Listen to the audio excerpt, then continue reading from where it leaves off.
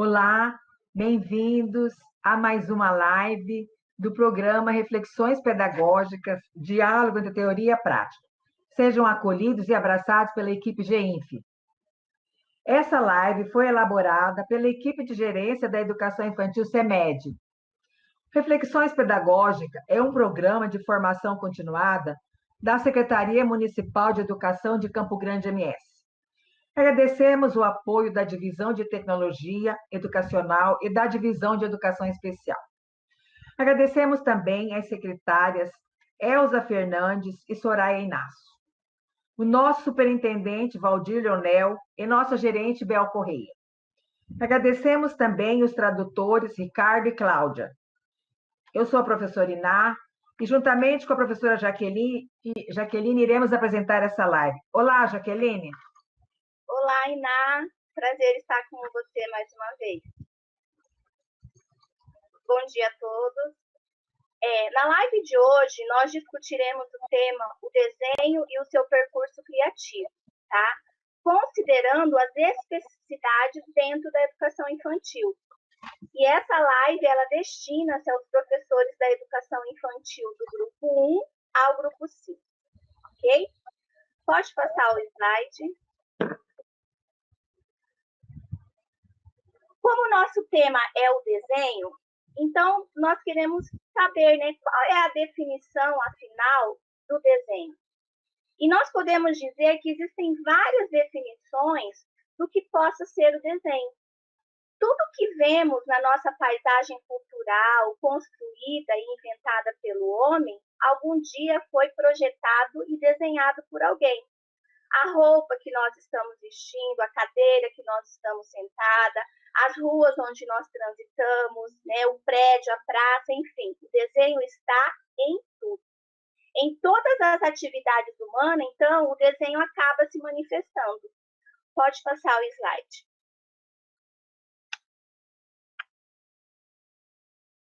Então, nós já sabemos que o desenho, ele é uma linguagem, né? E como linguagem, esse desenho, ele tem sim um alfabeto próprio. Então, o desenho, ele comunica, ele dá sentido, ele retrata o imaginário de alguém, ele expressa sensações e sentimentos, tudo isso por meio de linhas, traçados e formas. Pode passar. Então, por isso é muito importante, dentro da educação infantil, que o desenho seja, sim, uma atividade permanente. Ou seja, ela tem que estar acontecendo dentro da escola o tempo todo. Porque desenhando, a criança se expressa, se manifesta, né? Ela vai manifestar as suas vivências, suas preferências, ela interage, ela se comunica, tá? Aqui, então, nós trouxemos para você como base, pode passar o slide, as nossas diretrizes curriculares, né? E ela fala sobre o trabalhar com as diferentes linguagens, inclusive com o desenho. E o referencial curricular da REME, né, que teve como base a BNCC, que trata dos campos das experiências, eles articulam que todo profissional que trabalha com a criança, o pedagogo, o educador físico, o professor de arte, ele pode integrar esses campos. Então, assim, o desenho é uma linguagem que deve ser trabalhada dentro da escola, mas não só por uma única especialidade, ou seja, não só pelo professor de arte, mas pelos todos os professores, eles devem explorar essa linguagem juntamente com seus alunos. Pode passar. Então, diante disso tudo, é muito importante nós considerarmos as especificidades das faixas etárias, né, para propor experiências que realmente propiciem aprendizagens para as nossas crianças.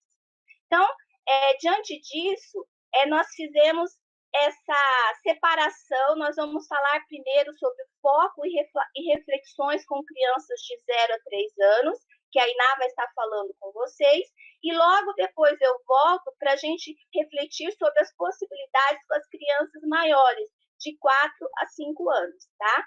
Então, depois eu volto com você. Agora, a Iná dá continuidade. Dando continuidade ao que a Jaqueline estava falando das linguagens das crianças, eu trouxe esse poema de Lourdes Malaguzzi, onde ele fala as 100 linguagens da criança. É um poema belíssimo. Aqui eu trouxe um pedaço só dele, depois vocês podem procurar. Eu sugiro até que esse poema seja colocado na sala de aula. As 100 linguagens da criança. A criança é feita de 100. A criança tem 100 mãos, 100 pensamentos, 100 modos de pensar, de jogar e de falar. 100, sempre 100 modos de escutar, de maravilhar, de amar, 100 alegrias para cantar e compreender. Malaguzzi foi um pedagogo italiano do século XX, responsável pela abordagem de Reggio Emília, que é uma filosofia baseada na imagem de uma criança portadora de grande potencial de desenvolvimento e sujeito de diversos direitos, que cresce na relação com o outro. Em uma conferência que ele fez em 1990 na cidade de Reggio Emília, o tema foi os potenciais e os direitos da criança. Aí eu trago para vocês também esse documento, é um documento muito importante que o MEC mandou para todas a... Pode passar. Este documento que o MEC enviou a todas as EMEIs para trabalhar os direitos da criança. Então, ele tem lá, nossas crianças têm direito a desenvolver sua curiosidade, imaginação e capacidade de expressão. Ter uma clareza sobre o direito das crianças é uma concepção de infância. Como a educação infantil é o ponto de partida para a construção de um trabalho pedagógico consistente que se inicia no planejamento do professor. Eu recomendo aos professores todos, e não só aos professores, mas aos assistentes, coordenadores, diretores, toda a equipe da escola, conhecer e ter acesso a esse documento, para quando o professor for preparar as suas aulas, ele não esquecer de nenhum direito que cabe à criança. Eu vou ler para vocês aqui, a página 21, alguns direitos. Nossas crianças são incentivadas a se expressar através de desenhos, pinturas, colagem, modelagem artística. Nossas crianças... Você já falava lá atrás sobre esses direitos, e eu continuo falando para vocês sobre a importância desse documento. Esse documento ajuda na elaboração do seu planejamento. Pode passar. É através da relação com o adulto que a criança amplia, que a criança pequena amplia sua atuação no mundo. Eu trago... o cérebro da criança, até os 3 anos, ele vai se desenvolvendo pela interação entre ela, o adulto e o meio. Foi comprovado pela ciência que o relacionamento com avós, professores, família, é um dos melhores estímulos que a criança pode ter. Passa.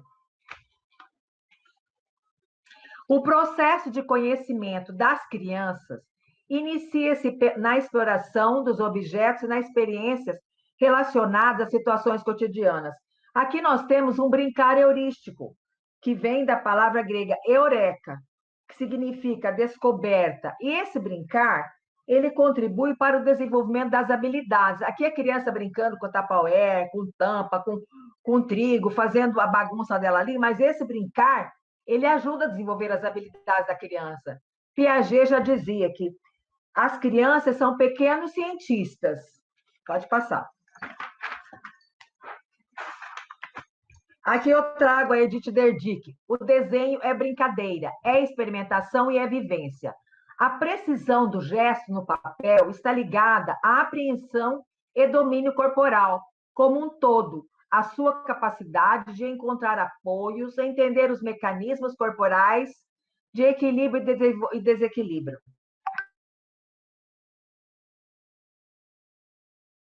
A imaginação, a cognição, a criatividade e as emoções. O desenho é uma forma de raciocinar no papel. Tem um psicólogo suíço que se destacou pelos seus estudos do desenvolvimento infantil.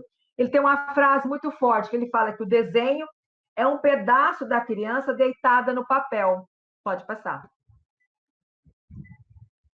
A criança lê o que o espaço conta. A criança constrói um percurso de aprendizagem que está nela, a partir das escolhas que faz entre as oferecidas pelo professor e as atividades todas devem ter intencionalidade, como diz Paulo Fock. Todas as atividades preparadas pelo professor devem ter intencionalidade, é claro, né? Pode passar. O corpo é a ponta do lápis. Novamente, a Edith Derdick. O corpo inteiro está presente na ação, concentrado na pontinha do lápis. Este funciona como ponte de comunicação entre o corpo e o papel. O desenho é uma linguagem inata. Toda criança do mundo todo, do todo o planeta, gosta de desenhar. E Edith Derdick fala o seguinte, que devemos dar várias oportunidades para desenhar. Quanto mais atividades oferecidas, melhor para o seu desenvolvimento motor. Pode passar. Pintar com o corpo todo.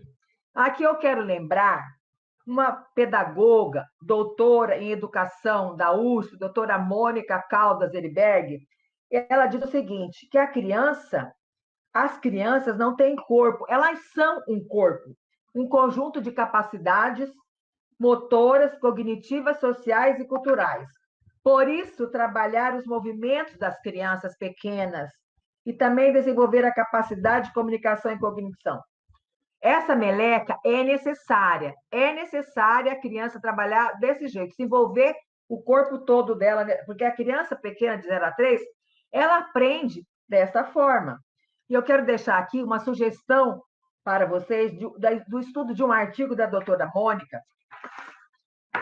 É o seguinte, o título do artigo é A Linguagem da Cultura Corporal sob o olhar de professores da educação infantil. Este artigo é uma conversa do professor de educação infantil com o professor de educação física.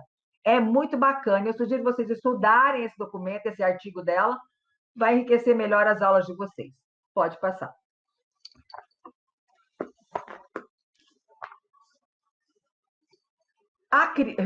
Reflexões e possibilidades com criança de 0 a 3. O professor precisa oferecer experiências de forma a permitir que a criança explore suas possibilidades gestuais do desenho. Aqui eu quero ler para vocês uma fala bem importante deste livro. Este livro vocês devem conhecer. Esse livro vocês devem conhecer. É o livro Janelas Abertas. Mundo de Janelas Abertas. Ele é escrito por pessoas de ponta, como Madalena Freire, Magda Soares, Rosa Yovelberg. E aqui ela diz o seguinte, os professores de educação infantil, eles são os grandes engenheiros de fundações, aqueles que projetam e constroem os alicerces sobre os edifícios de vida das crianças. É bem importante. Olha a responsabilidade nossa como professor. Somos, então, professores e engenheiros de fundações, né? É bem importante isso aqui, esse livro. Pode passar.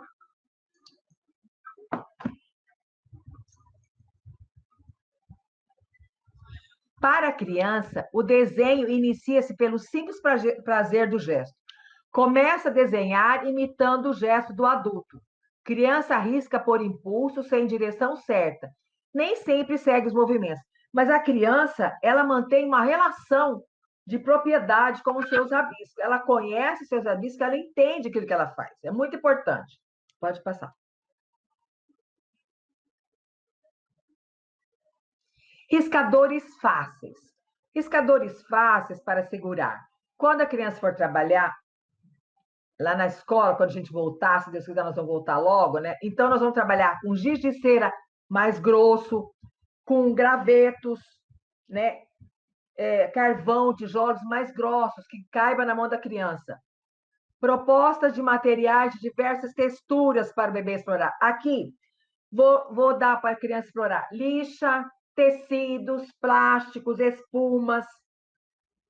Fixar suportes em diferentes posições. Esse suporte em diferentes posições, muitas vezes na escola, tem lá o azulejo, onde a criança pode fazer os seus desenhos. Não sei se vocês já viram aquele livro de metro, é um livro de metro que ele tem um adesivo e a gente cola na parede. É maravilhoso esse livro. Outra coisa, tem um e-mail, fez uma atividade que eu achei bem interessante. A professora colou debaixo da mesa, que ficava na varanda, uma mesa grande, ela colou várias folhas de sulfite embaixo da mesa. Aí ela colocou pedaços de giz de cera, vários potinhos com giz de cera, e foi chamando as crianças para que entrasse ali. As crianças amaram essa atividade, esse suporte diferente. Entraram ali de baixo e foram desenhando. Importante. Explorar elementos da natureza. Essa atividade da natureza não precisa de construção, porque está no DNA da criança. Valorizar essa herança, entrar em contato com barro, água, flor, folhas secas. Qual é a criança que não gosta de brincar com uma mangueira de água, uma bacia de água, com barro? Tem que deixar a criança trabalhar com isso aí, faz parte do DNA dela. Isso é necessário para a formação do corpo e da mente. Pode passar? Possibilidade de deixar marcas em vários suportes, o corpo, as paredes, o chão, entre outros. Frenet, um pedagogo francês, ele já dizia assim: a tentativa experimental é a técnica da vida, conhecer por meio de vivência. É importante que a criança participe daquilo que ela está fazendo, vivenciar. Para nós adultos é importante vivenciar para a gente aprender. Imagina a criança. É muito importante deixar vivenciar o que ela vai fazer. Pode passar? É visível a concentração do corpo inteiro presente no ato de brincar de uma criança. A Ana Albano fala isso. É preciso ter sensibilidade para entender o olhar da criança. Elas usam muitos sentidos. Pode passar? É a sensação de estar inteiro no que está realizando, o que une o artista à criança. A criança brinca porque não poderia viver de outra forma. Por isso desenha, por isso cria, por isso brinca.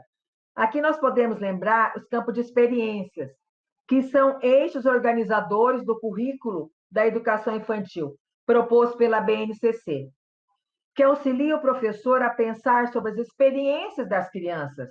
Em uma atividade, podemos trabalhar mais de um campo de experiência. Nesse caso aqui dessa atividade, pode trabalhar corpo, gesto e movimento, traços, sons, cores e formas. Enfim, é isso. Pode passar? Valorizar as experiências mais do que o produto final. Quantidade de papel não representa qualidade nas vivências. Então, aqui é importante o seguinte: quando você está trabalhando com a criança, vamos supor, uma pintura, deixar a criança vivenciar aquele momento, ela trabalhar e curtir aquele momento. Não apressar a criança, ela trabalhar. Trabalhando com barro, deixa ela trabalhar. Deixa trabalhar esse processo. Ela está ali, vamos trabalhar ali, está desenhando, vamos desenhar. Vamos aproveitar aquele momento. Depois você vai, se for um desenho, você vai colocar numa estética bonita na escola, num lugar bonito, visível, para a comunidade apreciar, para os alunos enxergarem a sua obra de arte. E isso é importante valorizar isso aí.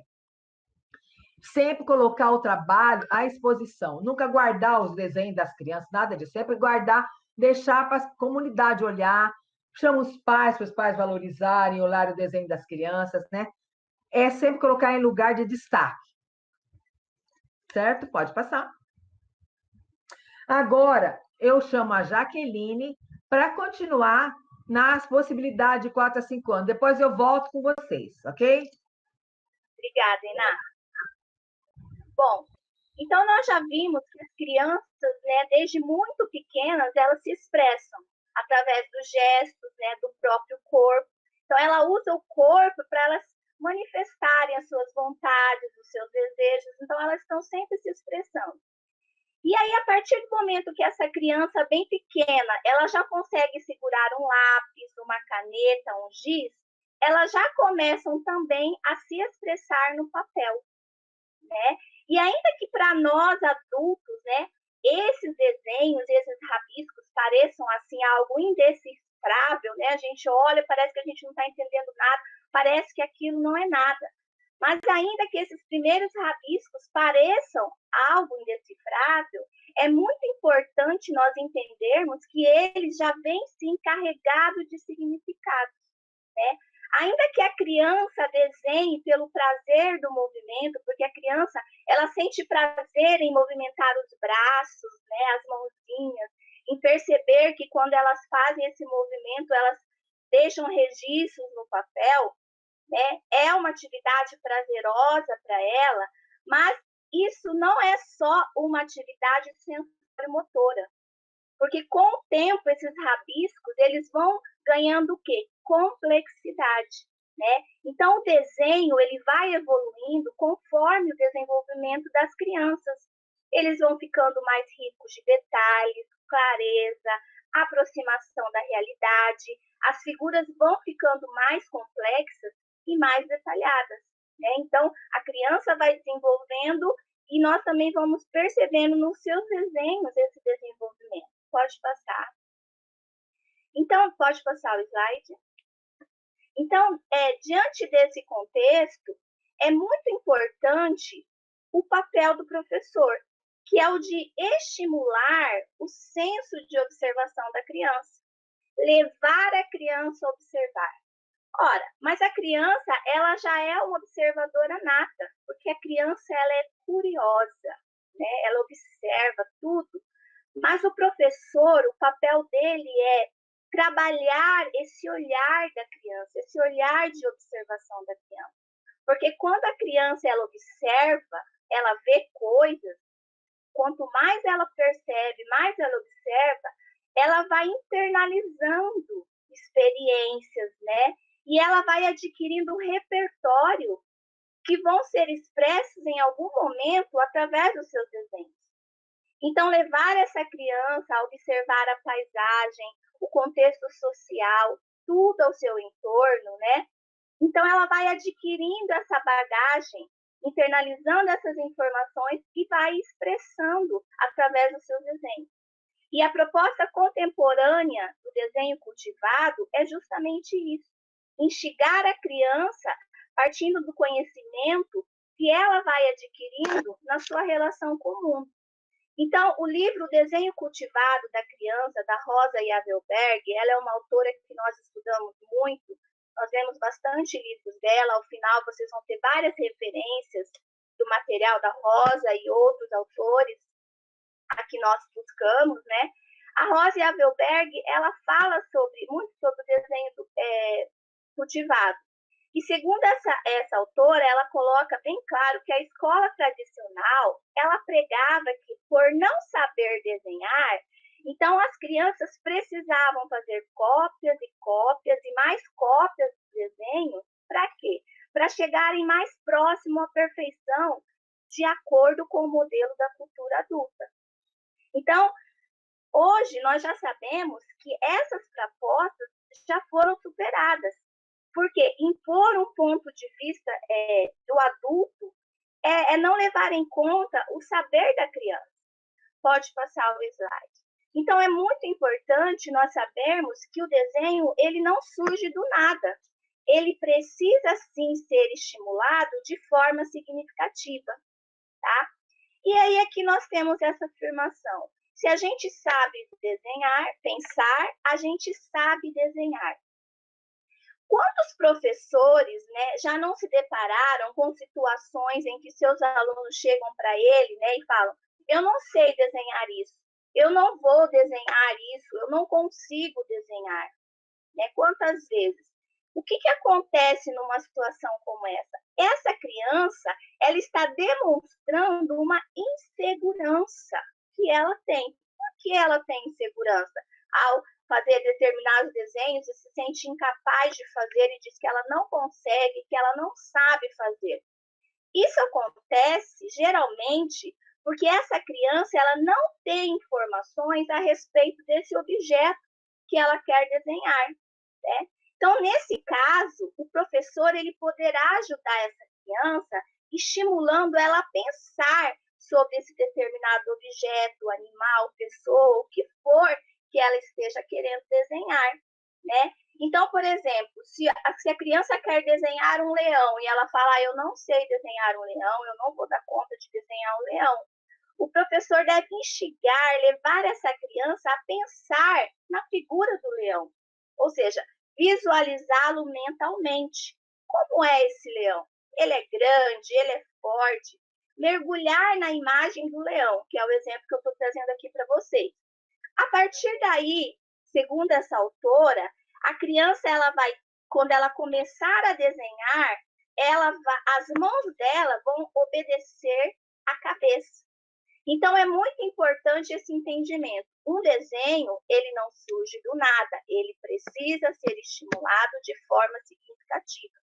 Então, é importante privilegiar essa reflexão e essa recriação. Então, por exemplo, quando uma criança quiser traçar uma flor, essa criança ela já deverá ter como referência diversos modelos e tipos de flores que ela já viu em algum momento, ou ao vivo, ou em obras de artes, né?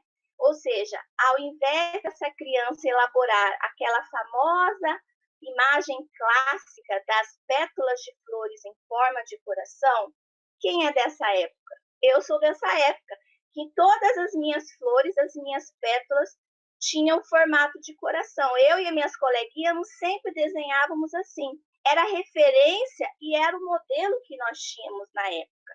Mas não precisa ser assim, né? Então, quando a criança for elaborar essa imagem, ela tem que ter referências para poder ser influenciada por vários modelos de flores que ela já viu, porém garantindo a liberdade de expressão de cada criança, ok? Pode passar o slide?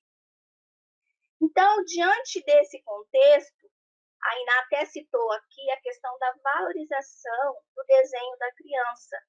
E incentivar e valorizar o desenho da criança é, sim, muito importante, sem fazer julgamentos, sem dizer que está feio, que está bonito, que está errado, né? Então, é algo que os autores têm colocado bastante, né? Que a valorização do desenho da criança, ele tem que acontecer em todo momento, né? Então, quando o professor olha para o desenho de uma criança sem entender nada e ele pergunta, o que é isso? Qual o problema dele perguntar o que é isso? Né? Se ele realmente, o professor não entendeu nada do que está posto ali, naquele papel. Parece uma pergunta simples, mas ela também vem carregada de significados, né? Então, não é recomendável fazer esse tipo de pergunta, porque quando você olha para o desenho da criança e mostra para ela que você não entendeu nada, né, que você fala para ela o que é isso, essa criança internamente pode se sentir frustrada, porque ela vai ter que explicar em palavras o que ela tentou expressar, né?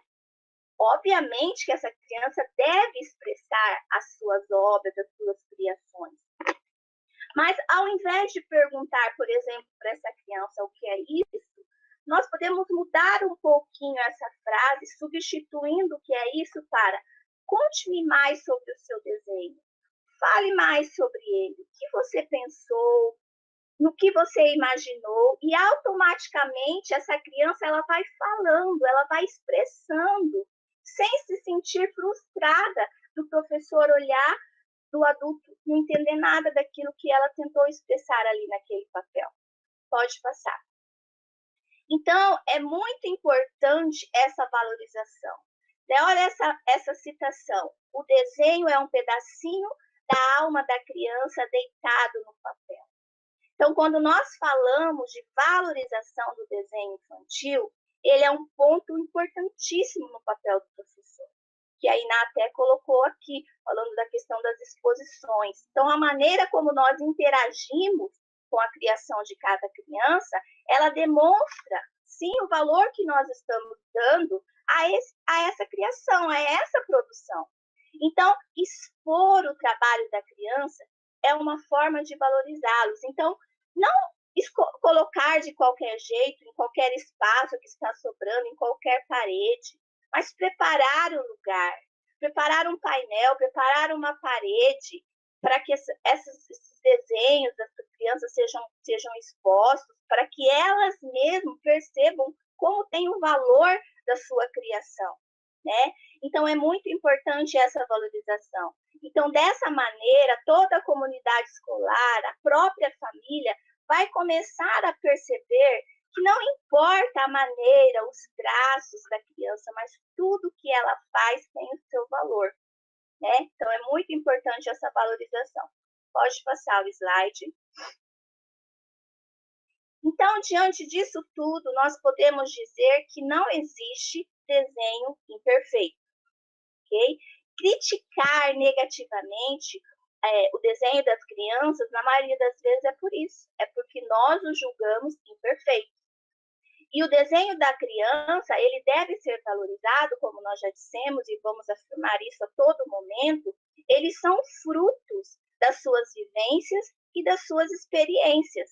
Então, acreditar que um desenho só é bom a partir do nosso próprio ponto de vista adulto, dos nossos gostos, enfim, é um erro que ele já foi superado e deve ser superado, porque ele é a expressão do viver da criança, das experiências que ela tem. Então, no desenho da criança não há certo ou errado, não existem cores certas, existe a cor que a criança escolheu. Então, se a criança desenhar uma melancia e pintar de rosa, eu não vou dizer para essa criança que está errado, porque a melancia dela é rosa, porque é a cor que ela escolheu. Então, não existe feio, não existe bonito, existe o desenho, uma criação de uma criança. E até porque o desenho ele não tem que ser uma cópia da realidade, de jeito nenhum. Até porque o conceito de feio e bonito, ele é diferente para as pessoas. O que é bonito para você pode ser feio para mim e vice-versa. É o olhar das pessoas, né? Tudo está no olhar, a maneira como nós vemos. Então, nós não podemos fazer esse tipo de julgamento, nem valorizar de acordo com o gosto pessoal. Então, assim também, como não é recomendável apresentar às nossas crianças obras de artes com base na estética do bonito ou feio. Então, não é papel da escola fazer esse tipo de avaliação, né? Nesse mesmo critério. Inclusive, esse tipo de avaliação pode causar essa inibição, essa frustração nas nossas crianças. E a melhor forma de nós interagirmos com essa criança, né? A melhor forma de acompanhar os avanços dos nossos pequenos é evitar comparações entre eles e, muito importante nesse processo, observar o percurso de cada criança, né? Os avanços, as progressões, ou seja, os elementos novos que a criança vai colocando ali nos seus desenhos. Quer dizer, elementos que não existiam antes, que passam a aparecer nos desenhos das crianças. E um excelente caminho para fazer as crianças progredirem, avançarem, está no planejamento, né? Planejar atividades que ajudem a desenvolver o olhar da criança, né? De como observar as coisas, os ambientes, fotos, imagens, né? De computador, apresentar artistas, obras de arte e, obviamente, oferecer uma ampla gama de materiais. É muito importante, né? Quando a gente fala em materiais dentro da instituição escolar, às vezes a gente até um gelo na nossa barriga, né? A gente fala de recursos, de materiais. E a gente sabe das dificuldades, principalmente dentro de uma rede pública, mas nós sempre temos alguma coisa, né? E nós sempre podemos ser criativos também, usar nossa criatividade. E é muito importante, ainda que muitas vezes os recursos sejam escassos, mas a gente não pode deixar de falar da importância de oferecermos para nossas crianças uma diversidade de materiais, né? Então, é muito importante disponibilizar não só o papel, um lápis de cor, né? Mas materiais diversificados para elas explorarem, né? Então, tintura corporal, tintura a dedo, caneta, carvão, giz, maquiagem, tinta de tecido. Esses são exemplos de algumas possibilidades que vocês sabem melhor do que nós, mas nós temos que buscar ser criativos. Pode passar o slide. E aí nós fazemos essa pergunta, né? Então, se nós falamos que o desenho é uma expressão da criança, é fruto das suas vivências, suas experiências, intervir ou não no desenho dessa criança. Então, nós não podemos intervir no desenho dessa criança, então qual seria o papel do professor, né? E a resposta é sim. Nós podemos sim intervir no desenho da criança, né? Mas essa intervenção não é no sentido de fazer com que ela tire ou coloque coisas no seu desenho, ou que faça como nós queremos, né? Ou que seja conforme o nosso modelo. Não é esse tipo de intervenção.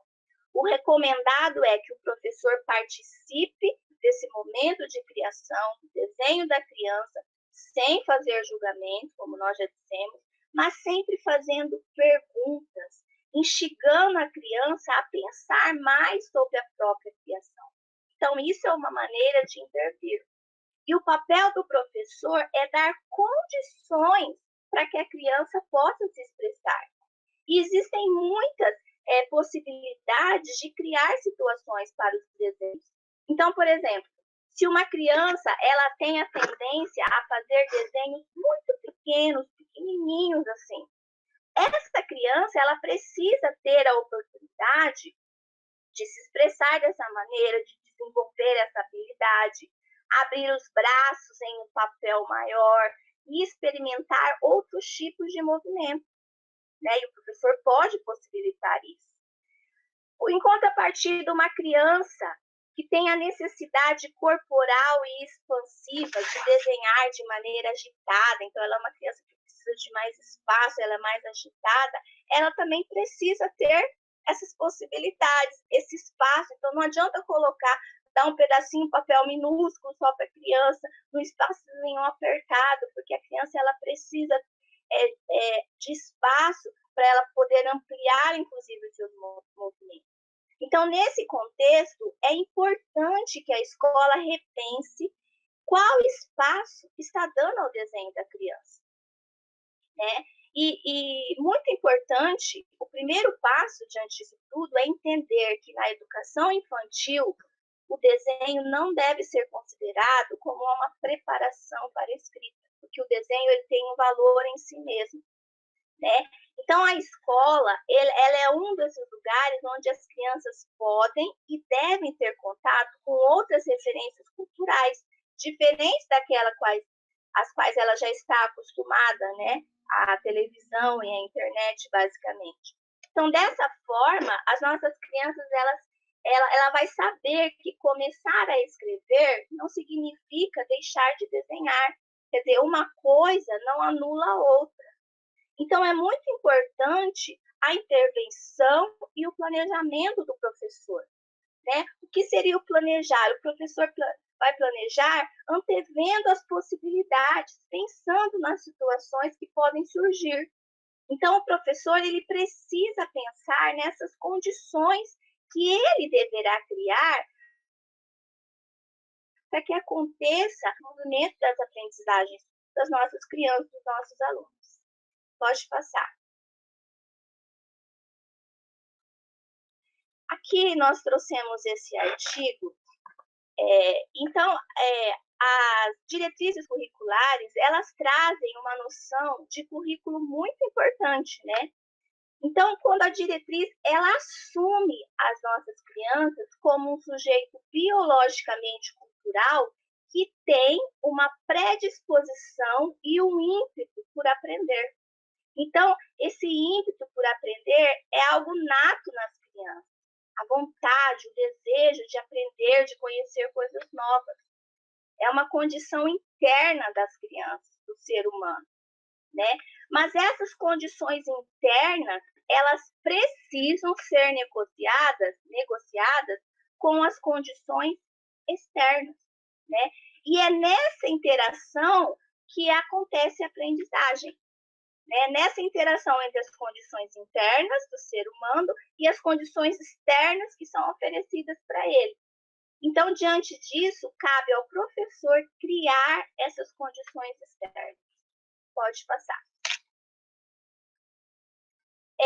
Aqui, vocês vão observar nessa tela essa imagem, que é uma obra do Paulo Picasso, é um autor muito conhecido, um pintor, um escultor, né, de renome internacional, muito conhecido com obras famosas.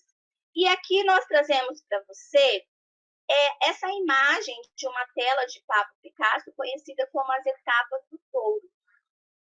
E ao observarmos essa imagem, o autor ele mostra 11 estágios de uma mesma gravura. Porque agora nós queremos trazer para você algo muito importante também, um assunto importantíssimo dentro da educação, dentro do ensino, dentro da instituição escolar e com relação aos desenhos das nossas crianças. Então, quando você observa essas imagens, então nós vemos imagens de touros, alguns mais elaborados, alguns traços mais simples, parecendo até mesmo o desenho de uma criança. E ao observarmos todas as etapas dessa imagem desses touros, qual deles nós diríamos que foi a produção final de um desenho de um adulto? E apesar do último desenho, né, que nós temos aí, parecer-se com o desenho de uma criança, na verdade, ele é o resultado final do trabalho de um adulto, de uma pessoa adulta. Mas por quê? O que nós queremos dizer com isso? Nesse caso, Pablo Picasso, ele queria desenhar o seu touro.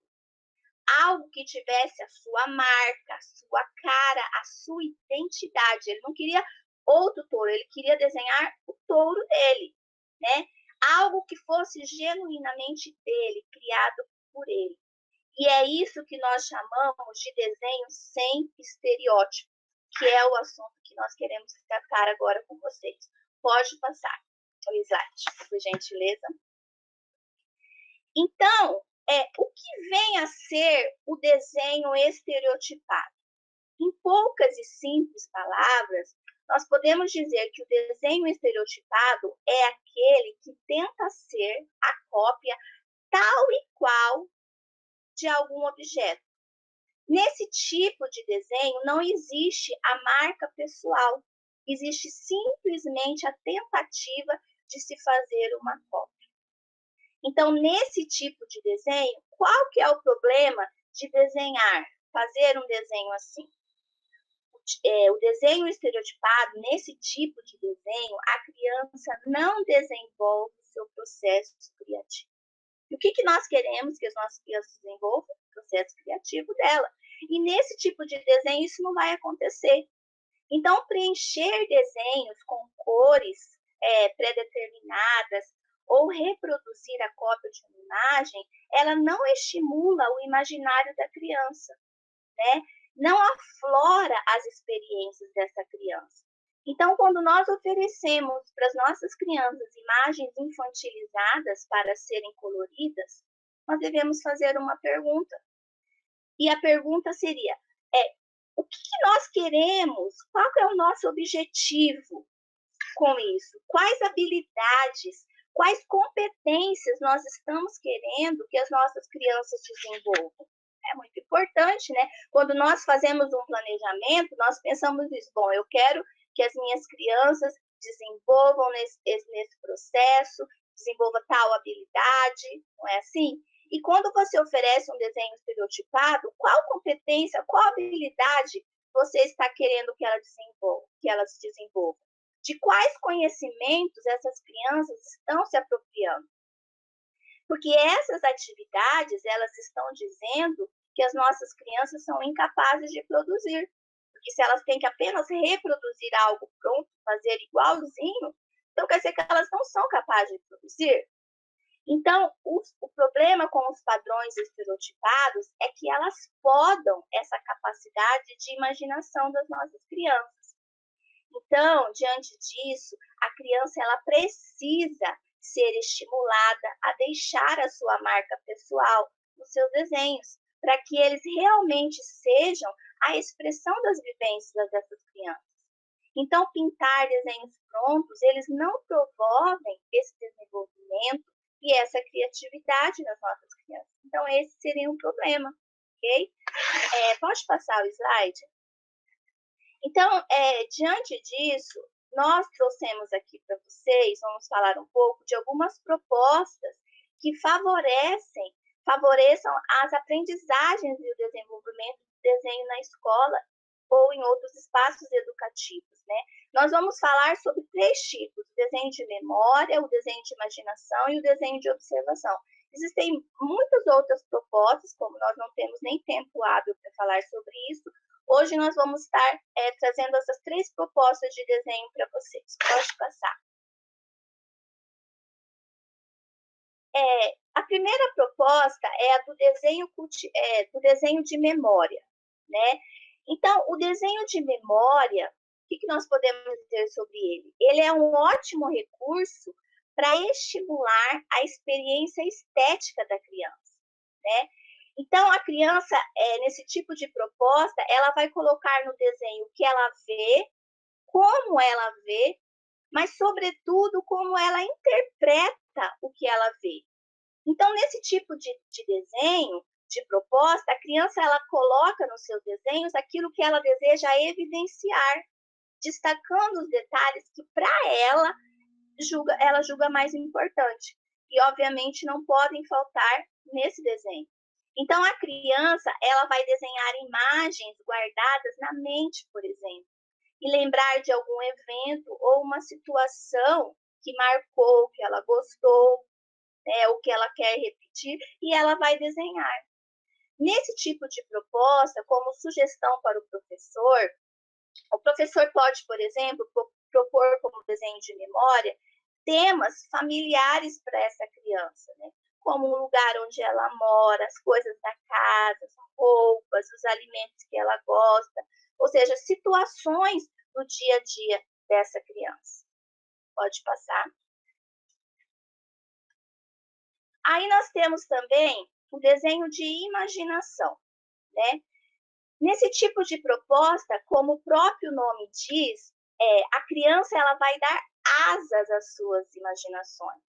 Então, nesse jogo imaginativo, a criança ela pode experimentar e vivenciar diversos caminhos, né? Ao inventar um personagem, por exemplo, né? A criança ela está tão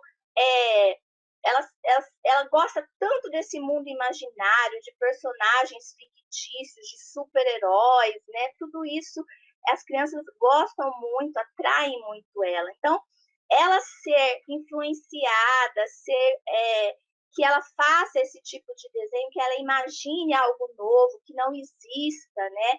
Então, por exemplo, ao inventar um personagem, ela, consequentemente, também vai inventar o modo de ser desse personagem novo, o universo onde ele vive, como ele vive, né? Então, quando a criança, quanto mais oportunidade ela tiver de desenhar, mais oportunidade ela vai ter de criar, de imaginar, de usar a sua imaginação, né? Então, nesse tipo de proposta, o professor ele poderá sugerir a essa criança, por exemplo, desenhar um super-herói criado por ela, um super-herói novo, uma cidade imaginária, um animal maluco, ou seja, algo que não existe. E os temas, inclusive, podem e devem ser sugeridos pelas crianças, né? Porque elas já estão inseridas nesse mundo de fantasias e elas são muito boas nisso, né? Então, é muito importante estimular a criança a fazer esse tipo de desenho. Pode passar o slide. E aí nós temos uma outra proposta, que é o desenho de observação. Esse tipo de proposta, o desenho de observação, ele é um ótimo exercício de memória visual, né? Mas que tem que ficar bem claro que nós já afirmamos isso anteriormente, né? Não é reproduzir o que está sendo observado, fazer uma cópia tal e qual, mas é tornar visível o que os olhos da criança selecionaram como mais importante daquilo que ela observou. Então, dessa forma, cada desenho será, sim, uma expressão pessoal de cada criança. Então, cabe ao professor criar as possibilidades para que isso aconteça. Então, observando o interesse da criança por determinado objeto, tá? Então, como sugestão para o professor nesse tipo de proposta, ele poderá colocar, por exemplo, em uma mesa, né? Ou na sala, ou fora da sala de aula, em algum lugar. Então, por exemplo, vários objetos totalmente diferentes. Por exemplo, pode ser frutas, garrafas, vários tipos de objetos formando um conjunto, né? E pedir para que as crianças observem aquilo que está diante dos seus olhos. E aí, pedir para que essas crianças desenhem o que elas observaram. E aí nós vamos perceber que nenhum desenho vai ser igual ao outro, porque a criança vai desenhar do seu jeito aquilo que os olhos dela selecionaram como mais importante, o que chamou mais a atenção dela, naquilo tudo que ela observou. Então, nenhum desenho vai ser igual ao outro, ok? Pode passar o slide. Então, aqui nós vamos deixar como sugestão para você um vídeo, né? Esse link vai estar disponível para vocês quando vocês acessarem o blog, né? Vai estar disponível para que vocês possam assistir em outro momento, que agora nós não podemos passar. É um vídeo muito interessante, né? E ele mostra crianças de 3 a 5 anos que desenham enquanto falam sobre as suas produções. Elas se expressam, né? Então, o professor, no caso a professora, ela interage, ela conversa, ela instiga os seus alunos a falarem sobre os seus desenhos. E aí vocês vão ver muito claramente a capacidade de expressão de cada criança, a sua imaginação e a criatividade delas, além da propriedade delas em falar dos próprios desenhos. Ok? Pode passar o slide. Bom, aqui nós estamos chegando ao encerramento, logo depois a Iná vai encerrar com vocês. Mas nós percebemos que o tema desenho, ele é um tema inesgotável. Nós poderíamos continuar muito tempo falando sobre o desenho e fazermos muitas outras lives sobre o desenho, porque ele é um tema amplo, inesgotável realmente, e muito interessante, né? Mas é muito importante esse entendimento de que toda criança pode sim desenhar. Toda e qualquer pessoa desenha. Porém, percebe-se que é um caminho longo a ser percorrido, né? Permeado por muitas experiências e precisa ter muito incentivo nesse processo, né? Então, o professor, ele precisa ter essa relação de acolhimento, de incentivo, de acompanhamento da criança. Ele precisa acompanhar o processo de cada aluno, né? Sabendo que cada um é diferente do outro, nenhum é igual ao outro, né? Entender que o conjunto, né, de desenho de cada criança, ele tem a sua própria história de vida, suas experiências, suas emoções e seus sentimentos, ok? Então, isso que deve ficar para nós esse momento. E nos próximos slides, então, nós vamos deixar com vocês algumas referências de boas leituras para quem tiver interesse em se apropriar mais desses conhecimentos, né? E a Iná vai finalizar com você, falando dessas referências, e também nós vamos deixar sugestões de sites que vocês podem estar visitando. Então, eu fico aqui com vocês, agradeço. Agora é com a Iná. Olá. Então, eu não poderia deixar de completar aqui uma situação. Esse livro aqui que nós colocamos na referência, Como eu ensino desenho na educação infantil, logo no começo, a Jaqueline falou sobre a importância do desenho no comecinho, o desenho. Só que daí a Rosa e a Velberger, que é essa autora maravilhosa, ela vem falando o seguinte, que o interesse pelo desenho infantil e a sua valorização são recentes na história do ensino. Antigamente não tinha isso. Tanto é que nós temos pouca documentação de desenhos infantis antigos. Mas alguns estudiosos dessa história nos brindam com exemplos maravilhosos de um passado pouco registrado. Então, é importante que a gente conheça esse material, para a gente beber dessa fonte e saber como aconteceu tudo isso. Esse livro aqui, que nós trabalhamos muito com ele, é muito importante. Eu quero ressaltar também a Edith Ederdick. Eu gosto muito dessa autora. Olha o título dela. Formas de pensar o desenho. Aqui é uma artista educadora que vocês vão encontrar muitas situações para vocês estudarem, discutirem, para ampliar o conhecimento sobre o desenho para a nossa criança. Que o desenho, como a Jaque já disse, é um tema imenso, você pode falar muito dele. Essas revistas aqui, que nem está lá na referência nossa, é do Instituto Avisa Lá. Esse Instituto Avisa Lá, ele dá formação para professores, e na escola de vocês, nas EMEIs, deve ter esse material, quer ver? Olha o que traz aqui. Olha que interessante. A água desenha. A água desenha. Entenderam? Então, são situações, são fontes interessantes para nós, como professores, buscarmos para enriquecer o nosso material.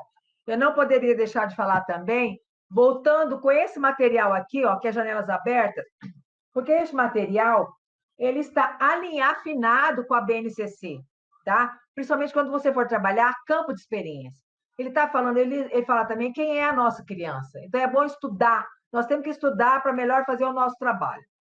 Sem comentar, Malaguzzi, né? Malaguzzi. Daqui que eu tirei as 100 linguagens da criança. Malaguzzi é maravilhoso.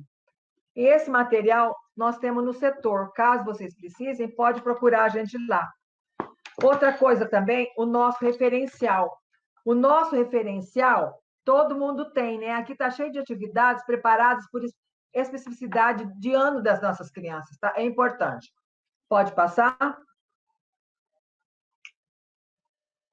Aqui nós fazemos sugestões de páginas de cursos, lives, webinários, livros online gratuitos e nas redes sociais. Olha lá, encontros e conexões, diálogos pedagógicos, ateliê carambola, projeto desenhaça. Então, são coisas que nos ajudam, que nos alimentam, né? Nós precisamos de nós, professores, temos que estar em constante busca desse conhecimento. Pode passar?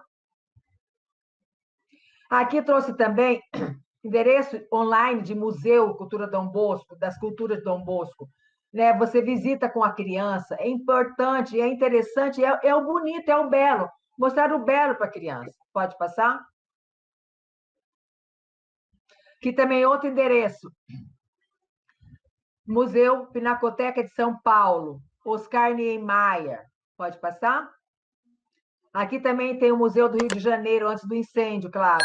Aqui o outro Museu do Rio de Janeiro. Pode passar? Pode viajar com as crianças. Aqui, entrar na Casa de Cora Coralina, Casa de Guimarães Rosa, Museu Casa Portinari, que Portinari ali é maravilhoso para trabalhar também com as crianças, né? Museu Casa Frida Kahlo, entendeu? Pode passar? Antes de encerrar, eu quero encerrar a minha fala com a fala da artista plástica Esther Barbieri, que nós usamos muito essa artista na nossa fala. A Jaque usou bastante na fala dela. Eu quero encerrar com a fala da Esther Barbieri, que ela fala o seguinte: temos que ter cuidado, pois uma programação para a primeira infância tem que ser uma programação que não banalize ou minimize a complexidade onde estão imersas as crianças pequenas. As crianças pequenas, elas são importantes, são complexas, e nós temos que prestar atenção naquilo que fazemos, no planejamento que fazemos. Por isso, buscar conhecimento constante para enriquecer nossas aulas e não perder de vista o direito da criança. Um abraço a vocês e aqui está o nosso muito obrigada. Obrigada a todas e a todos. Até a próxima. Um abraço e até a próxima. Estamos lá na GEINF, qualquer coisa que precisar, estamos às ordens para ajudá-los. Um beijão, pessoal.